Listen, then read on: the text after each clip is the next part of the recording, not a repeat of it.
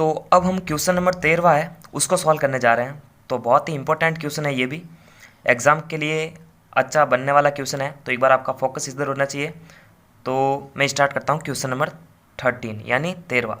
तो ये कह रहा कि सिद्ध कीजिए कि वृत्त के परिगत बनी चतुर्भुज के आमने सामने की भुजाएं केंद्र पर संपूरक कोण अंतरित करती है। संपूरक कोण क्या होता है? संपूरक कोण का मतलब होता है दो कोणों का योग अगर 180 डिग्री के बराबर हो। जैसे मान लो कोण ए प्लस कोण बी, दो कोण मिलकर 180 डिग्री के कोण के बराबर आ जाते हैं, तो वो संपूरक कोण कहलाते हैं।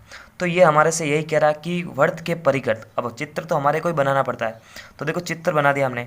वृत्त के परिगत ए बी सी डी ये सारी चीज़ें दिया हुआ हमें लिखनी है, ठीक है, इससे थोड़ा इंप्रेशन पड़ता है। तो ये कह रहा है कि इसके आमने सामने की भुजाएं, अब आमने सामने की भुजाएं कौन सी है? A B, C D, B C और ए डी।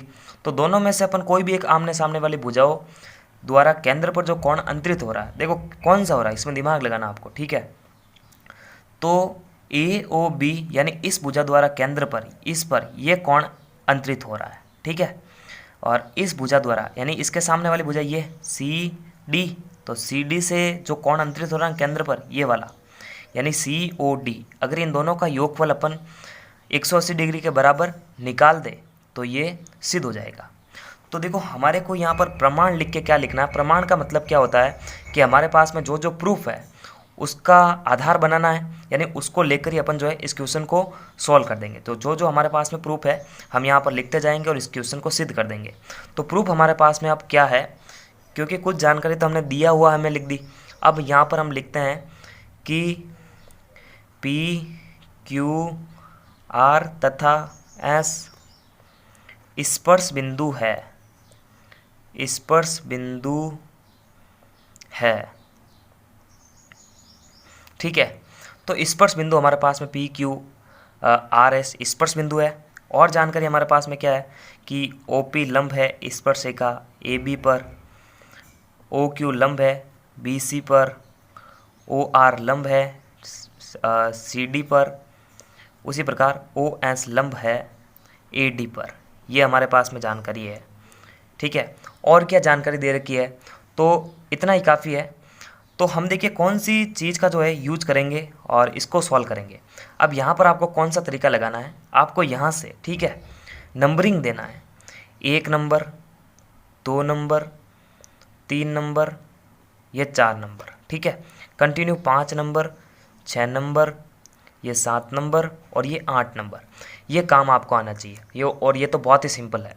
यानी नंबरिंग देते हुए चारों ओर अपन चले और 8 नंबर तक ये सारे कोण हमने बना लिए। अब आपको क्या ज्ञात कर, अब आपको जो है क्या चीज़ बतानी इसमें, ठीक है। तो यहाँ पर आपको ये वाला भाग लेना है, ठीक है, ये वाला भाग, सिर्फ ये जो पूरा भाग है ना, ये बॉक्स की तरह, इसमें 2 त्रिभुज है। देखो कौन कौन से है? ओ यानी केंद्र वाला, ठीक है, ओ ए पी और ओ ए एस, ठीक है, यहाँ से ध्यान रखना है। तो हम इन दोनों को जो है सर्वांग सिद्ध करेंगे। और ये क्यों कर रहे हैं? ताकि कोण 1 2 के बराबर आ जाए, ठीक है। ये क्वेश्चन बहुत सिंपल है अगर इसको तरीके से समझते हैं तो, ठीक है। तो देखना यहाँ पर, अब त्रिभुज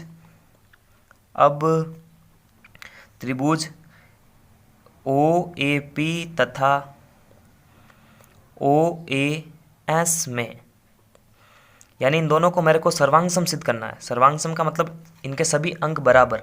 तो देखो 3 कारण देने होते हैं। तो 3 कारण में देखो एक तो आ जाएगा कि ओ ए बराबर ओ ए, यानी उसमें भी आ रहा है और इसमें भी आ रहा है, दोनों त्रिभुज के अंदर सर्वांगसम रूप से आ रहा है। तो यहाँ पर पहला रीजन तो हम दे देंगे कि ओ ए बराबर ओ ए उभयनिष्ठ, ठीक है, उभयनिष्ठ। उसी प्रकार अगला रीजन देते हैं कि ओ एस बराबर ओ पी। अब ओ एस बराबर ओ पी क्यों है? क्योंकि त्रिज्या स्पर्शिका पर लंब है, तो 90 डिग्री के कोण की रचना हो रही है। तो यहाँ पर वो प्रमेय लिख सकते हैं आप, प्रमेय से। एक रीजन और दे सकते हैं आप, ये रीजन है कि किसी वृत्त के बाह्य बिंदु से खींची गई स्पर्शिका ये बराबर होती है। इसका मतलब ए पी के बराबर ए एस हो सकता है। तो यहाँ पर ए पी के बराबर ए एस हो सकता है। नियम कौन सा लगेगा? प्रमेय से लिखना है प्रमेय यहाँ पर, ठीक है, कि वृत्त के बाह्य बिंदु से खींची गई स्पर्शिकाएं समान होती है। अब जब हमारे पास में तीनों रीजन मिल जाते हैं, जब 3 कारण आप दोनों त्रिभुज के अंदर बराबर रूप से दे देते हैं, तो वो त्रिभुज जो है सर्वांग सम हो जाता है, यानी उसके सभी अंक एक दूसरे के बराबर हो जाते हैं। यानी OAP सर्वांग समता का ये चिन्ह त्रिभुज OAS। अब जब ये सर्वांग सम है तो CP/CT के नियम से इसके सारे भाग एक दूसरे के बराबर होता है। तो CP/CT से कोण 1 बराबर कोण 2, यानी कैसे देखो SOA और POA, इसको मैंने क्या मान रखा है वापस एक बार देखना, SOA, तो यहाँ पर देख लेना आप, इसको समझ लो कि SOA बराबर क्या माना, इसको मैंने 1 नंबर मान लिया, ठीक है, और उसको क्या माना POS को 2 नंबर, POS को मैंने 2 नंबर मान लिया, ठीक है। तो दोनों को अपने नंबरिंग दे दी है, तो इसका मतलब कोण 1 जो है 2 के बराबर हो सकता है। तो CP/CT से कोण 1 बराबर कोण 2। अब देखो इसी प्रकार सेम यही तरीका, इसी प्रकार जो है, इसी प्रकार अब देखो यहाँ पर ध्यान देना, जिस तरह से ये दो त्रिभुज हमने सर्वांग सम सिद्ध किया ना, तो देखो इसी प्रकार जो अपन जो है इस बॉक्स के अंदर इन दो त्रिभुजों को भी सर्वांग सम कर सकते हैं। तो CP/CT से कोण 3 4 के बराबर आ सकता है। अब नीचे वाले बॉक्स के अंदर भी दो त्रिभुज है, तो कोण 5 6 के बराबर आ सकता है।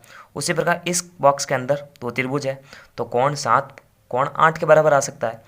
तो इसी प्रकार, ठीक है, इसी प्रकार कोण 3 बराबर कोण 4 होगा, उसी प्रकार कोण 5 बराबर कोण 6 हो जाएगा, और कोण 7 बराबर कोण 8 हो जाएगा।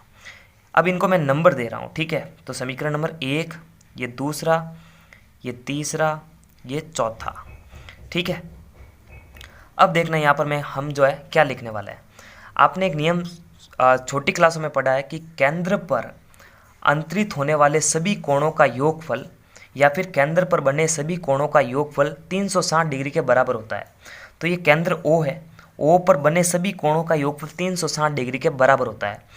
तो इसका मतलब क्या होगा कि सभी कोण यानी 1 2 3 4 5 6 7 8 इन सभी का योगफल 360 डिग्री के बराबर रहेगा। तो अब हम जो लिखेंगे यहाँ पर, अब चूंकि केंद्र पर बनने वाले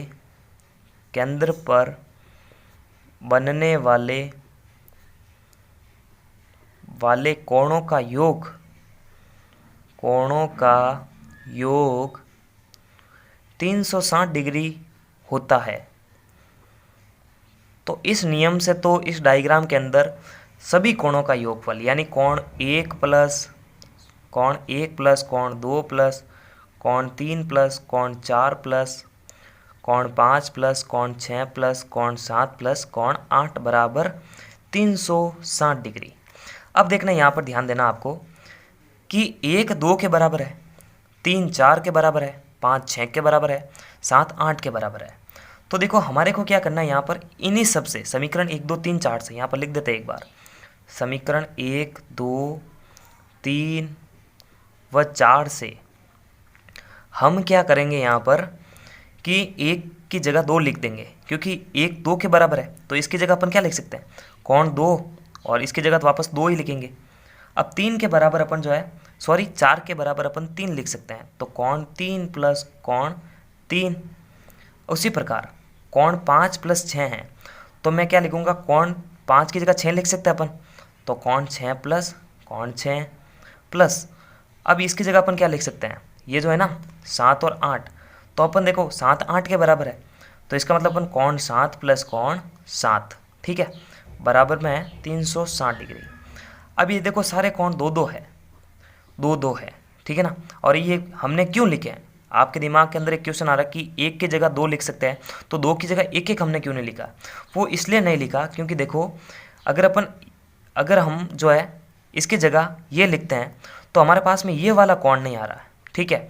लेकिन अब जो 2 की जगह या 1 की जगह 2 लिख रहे हैं, तो हमारे पास में ये 2 और ये 3 आ रहा है, तो ये दोनों जुड़ के जो है AOB बना देगा। अभी देखना, ठीक है, ये चीज़ आपको, यही कंडीशन आपको आनी चाहिए। तो सारे कोण 2 2 बार है, तो इसको ऐसे लिख सकते हैं ना, 2 कोष्टक कोण 2 प्लस कोण 3 प्लस कोण 6 प्लस कोण 7 बराबर में 360 डिग्री। ये चीज़ इनटू में, तो उधर जाके ये भाग में जा सकती है, तो इसका इसमें भाग चला जाएगा, तो इसका मतलब ये यहाँ से हट जाएगा, तो हटने पर ये 180 डिग्री के बराबर आ जाएगा, ठीक है ना। इसमें हमने भाग दे दिया है। तो देखो 2 प्लस 3 कोण 2 प्लस 3 का मान क्या है, कोण 2+3 यानी A O P B O P इन कोणों का योगफल है। यानी ये दो कोण जुड़कर ये पूरा कोण बना रहे हैं ना, ए ओ बी। तो हम 2+3 की जगह कोण ए ओ बी लिख सकते हैं, प्लस 6 और 7 की जगह 6 और 7, ये 6 और ये 7, ये पूरा घुमाव क्या बना रहा है, डी ओ सी। तो मैं 6+7 की जगह क्या लिख सकता हूँ, कोण डी ओ सी बराबर में है 180 डिग्री। तो देखो ये प्रूव हो चुका है कि चतुर्भुज की आमने सामने की भुजाओं द्वारा केंद्र पर बनने वाले कोणों का योगफल या कोण जो है वो संपूरक कोण होते हैं। यानी दो कोणों का योगफल 180 डिग्री के बराबर होता है। तो पूरे चैप्टर की प्लेलिस्ट की लिंक आपको वीडियो के डिस्क्रिप्शन बॉक्स में मिलेगी, वहाँ जाके आप बैक टू बैक सारे वीडियोस देख सकते हैं। तब तक के लिए लाइक, सब्सक्राइब और शेयर करें।